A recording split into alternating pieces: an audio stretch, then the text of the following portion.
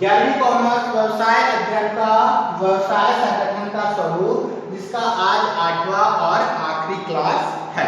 ठीक, इसके पहले मैंने बताया था 7वां क्लास में कंपनी के प्रकार, कंपनी का समामिलन, कंपनी के प्रवर्तन, कंपनी किस प्रकार प्रारंभ की जाती है, प्राइवेट कंपनी, निजी कंपनी के बारे में बताया था। अब आता है हमारा कंपनी का पार्षद सीमा नियम और पार्षद अंतर नियम। ठीक, पार्षद सीमा नियम और पार्षद अंतर नियम को जानने से पहले जानेंगे कि ये है क्या चीज। जब कंपनी प्रारंभ की जाती है तो कंपनी अपने अधिनियम बनाती है। तो कंपनी में अधिनियम दो प्रकार के होते हैं, एक होता है सीमा नियम और एक होता है अंतर नियम। सीमा मतलब किसी सीमा को दर्शाता है, किसी क्षेत्र को बताता है, और अंतर नियम मतलब अंदर के नियमों को बताता है। जब कंपनी अपना निर्माण करती है तो कंपनी अपने प्रवर्तन में, कंपनी अपने प्रलेखों में, कंपनी जब निर्माण के समय कंपनी अपने प्रलेखों में अपने सीमा नियम और पार्षद नियम दोनों को बताकर रजिस्ट्रार के पास जमा करवाती है। ठीक है, सीमा नियम वह नियम होता है जो कंपनी की सीमाओं को दर्शाता है कि कंपनी किस प्रकार का उत्पादन करेगी, कंपनी के क्या क्या दायित्व होंगे, कंपनी के क्या अधिकार होंगे, कंपनी का क्षेत्र कैसा होगा, कंपनी में सदस्य क्या होंगे, इन सब के बारे में कंपनी अपने नियमों को बताती है। जैसे उदाहरण के रूप में देखिए, जैसे आप स्कूल जाते हैं, ठीक है, तो स्कूल जाते हैं तो स्कूल का नियम अलग होता है। ठीक, और उसी स्कूल में जब आप किसी क्लास में पढ़ते हैं तो क्लास का नियम अलग होता है तो वो स्कूल का ही, किंतु स्कूल का नियम अलग होता है और क्लास का नियम अलग होता है। स्कूल का नियम आप नहीं बदल सकते। जैसे स्कूल का नियम समझ लो कि आपका स्कूल लग रहा है सुबह 8 से 12 या 12 से 5, तो ये नियम है। दूसरा, आपको ड्रेस में ही आना है, आप विदाउट ड्रेस नहीं आ सकते। अगर आपका स्कूल का जो ड्रेस होगा उसी ड्रेस में आओगे। आपको पूरी बुक्स लानी है, आपको लंच बॉक्स लेके आना है, कितना पीरियड लगेगा, उसके बाद कब लंच होगा, उसके बाद कितना पीरियड लगेगा, फिर कितनी छुट्टी होगी, टाइम टेबल आपको मालूम, ये सब चीज आपका क्या होगा, स्कूल का नियम। आपको बेल्ट कैसे पहनना है, जूते कौन से पहनने हैं, किस प्रकार की चोटी डालनी है, किस प्रकार के बाल रखने हैं, आपको क्या क्या चीज अलाउ होगा, ये सब स्कूल का नियम होता है। उसी तरह कंपनी भी अपना नियम बनाती है। तो जो स्कूल का नियम है, जो जिसको हम बदल नहीं सकते, उसी तरीके से कंपनी भी अपना एक नियम बनाती है जिसको सीमा नियम बोला जाता है। उस कंपनी को नहीं बदल सकते। अब आते हैं अंतर नियम में।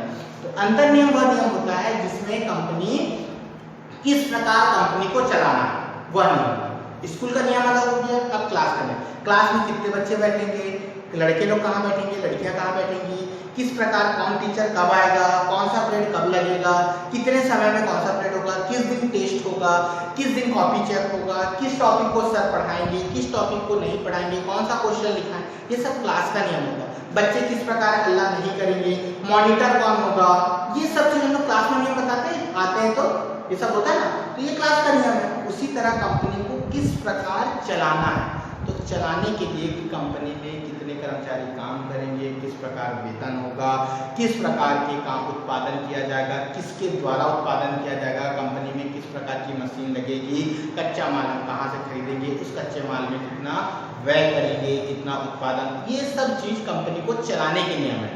तो कंपनी को जो चलाने का नियम होता है वह आपका अंतर नियम कहलाता है। तो सीमा नियम और अंतर नियम दोनों अलग अलग है। अब इसमें जब अंतर आप पढ़ोगे तब देखना सीमा नियम में कोई चेंजेस नहीं होता, ना नहीं कर सकते, किंतु अंतर नियम में आप चेंज कर सकते हो। ठीक, दूसरा, यदि आप अंतर नियम, यदि कोई कंपनी अपना अंतर नियम नहीं बनाई है तो वह सारणी आ का क्या कर सकती है, कॉपी कर सकती है। सारणी आ, एक 1956 में सारणी आ प्रलेख बना हुआ है जिसमें 99 नियम बने हैं। उस 99 नियम से कंपनी अपने नियमों को निकाल के बता सकती है, ये हमारा पार्षद नियम। तो ये तो था पार्षद सीमा नियम और पार्षद अंतर नियम। ठीक है, उसके बाद आता है कंपनी का प्रविवरण। ठीक है, प्रविवरण, प्रविवरण क्या होता है, तो कंपनी का प्रविवरण होता है यदि कोई कंपनी अपना प्रॉस्पेक्टर है ना। पढ़ रहा सार्वजनिक कंपनी को निर्गमन प्रमाण पत्र प्राप्त होने के पश्चात कंपनी व्यवस्था पूंजी व्यवस्था करनी पड़ती है। पूंजी की व्यवस्था के लिए जनता को आमंत्रित करता है, क्योंकि सार्वजनिक कंपनी है तो कंपनी में पैसा जनता ही लगाएगी। इस आमंत्रण हेतु कंपनी एक संक्षिप्त जानकारी जनता को प्रेषित करती है। इस प्रकार जनता के अंश पत्र निर्गमन के आमंत्रण के संक्षिप्त जानकारी मिला जुला स्वरूप ही क्या कहलाता है, प्रविवरण कहलाता है। जब कंपनी पंजीयन हो गया, प्रमाण पत्र मिल गया, प्रमाण पत्र मिलने के बाद अब कंपनी प्रारंभ कर रही है तो कंपनी पैसा मंगाती है जनता से।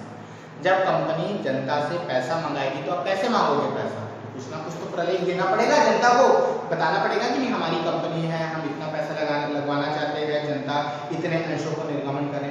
तो उस प्रकार की कंपनी देखना, जब आप लोग पेपर पढ़ोगे तो पेपरों में देखना अंशों और निपत्रों के संबंध में कुछ ना कुछ जानकारी आती रहती है। तो उस जानकारी को ही यहाँ पर क्या बोला गया है, प्रविवरण बोला गया है।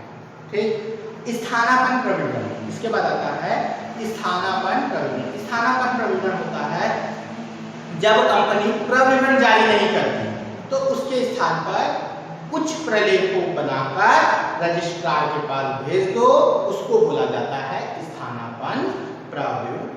मैं पढ़ रहा हूँ, सुनो। स्थानापन्न प्रविवरण जैसे नाम से स्पष्ट स्थान पर निर्गमन किया जाता है। किसी भी अंश वाली पब्लिक कंपनी के लिए प्रविवरण का निर्माण आवश्यक है। यदि कोई कंपनी प्रविवरण निर्गमन नहीं करना चाहती तो उसके अंशों को प्रथम आवंटन के कम से कम 3 दिन पूर्व पंजीयक के पास मतलब रजिस्ट्रार के पास स्थानापन्न प्रविवरण भेजा जाता है। इस प्रकार प्रविवरण जो प्रविवरण के स्थान पर भेजा जाता है उसे स्थानापन्न प्रविवरण कहते हैं। इसमें क्या क्या बातें लिखी होती है, यदि प्रविवरण निर्गमन न किया जाए तब स्थानापन्न प्रविवरण निर्गमन करना आवश्यक है। जो प्राइवेट कंपनी पब्लिक कंपनी में परिवर्तन हो जाती है ऐसी कंपनी स्थानापन्न प्रविवरण करती है।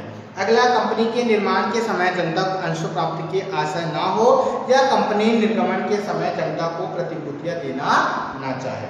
कंपनी के निर्माण के समय पर्याप्त पूंजी प्राप्त हो गई हो तभी स्थानापन्न प्रविवरण निर्गमन किया जाता है। जैसे आपके पास पैसा पर्याप्त आ गया, कंपनी का निर्माण करें और पैसा आपके पास आ गया, ठीक है।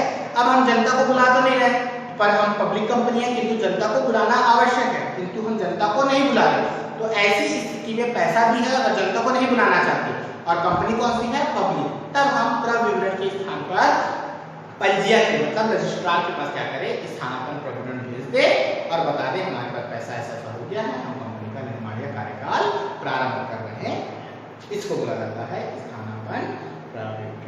ये तो था आपका व्यवसायिक संगठन का स्वरूप। इस चैप्टर का मैं क्वेश्चन आंसर दे चुका हूँ, आप लोग लिख लेंगे।